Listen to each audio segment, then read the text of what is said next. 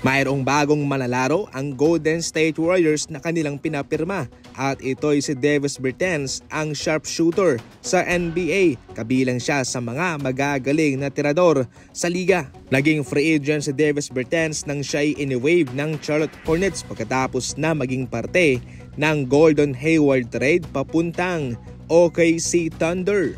Siya yung ipinalit ng OKC para kay Gordon Hayward, mga idol. Meron pa siyang natitirang 16 million sa season na ito, pero yung 5 million lang doon ang guaranteed bago siya pinakawalan ng Hornets. Siguro hindi na kayo bago sa pangalang Davis Bertans. Kapag naririnig natin ang Bertans na pangalan, siya yung sharpshooter ng Spurs noon.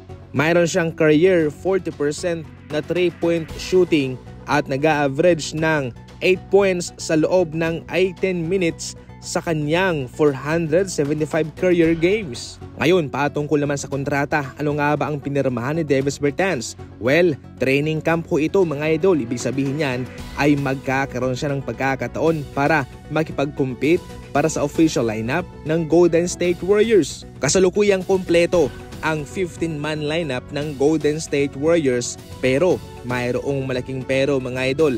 Ang tatlo doon ay mayroong partially guaranteed. Nangangahulugan lamang yan na kung kanilang magugustuhan ang kanilang makikitang performance kay Bertans, pwede silang magpakawala ng isang manlalaro upang siya'y ma-absorb nila. Kahit na training camp contract lamang ang kanyang pinirmahan, mataas ang tsansa na siya'y makuha. Ayon pa sa kanyang agent, maghahanda na raw si Davis Bertans para sa susunod na season para sa Golden State Warriors. Lumalabas na positibo talaga siyang makukuha ng Golden State Warriors para sa kanilang official lineup. Sa posisyong power forward, siya'y may taas na 6'10". Pwede rin siyang gawin bilang big man o center ng Golden State Warriors. Kung mapapansin nyo, ang ginagawa ng Golden State dito, sila ay kumukuha ng mga malalarong mayroong kakayahang pumukol sa 3-point shooting. Maganda naman yung kanilang depensa, may Gary Payton sila, may Melton, may Kyle Anderson, may Draymond Green, may Moses Moody pa.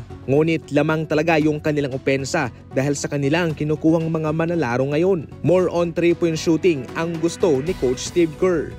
Kung mayroong nabibigyan ng pangalawang tsansa sa NBA, itong si Evan Fournier ay umalis naman. Pumirma siya ng 2 taong kontrata sa Olympiacos pagkatapos ng kanyang magandang performance sa Olympics, kung saan naging parte siya sa mga tumulong sa France para makuha ang silver medal. Nagkaroon kaagad ng mga meetings at diskusyon ang kanyang agent sa mga kupunan sa NBA kung mayroon silang interest kay Evan Fournier. Subalit wala silang natanggap. Ibig sabihin nun ay walang nagkakaroon ng interest sa kanya. Dahil dyan, mas pinili ng kampo ni Evan Fournier na tanggapin yung inaalok sa kanila ng Olympiacos. Ayon sa impormasyon, noon pa man ay kumukontak na ang Olympiacos sa kanya. At ngayon, finally, ito'y kanyang pinagbigyan na. Para sa mga fast break at punto por puntong balitaan, tumutok lang palagi, i-like, i-follow ang ating Facebook page, mag-subscribe sa ating YouTube channel, and as always, thank you for watching.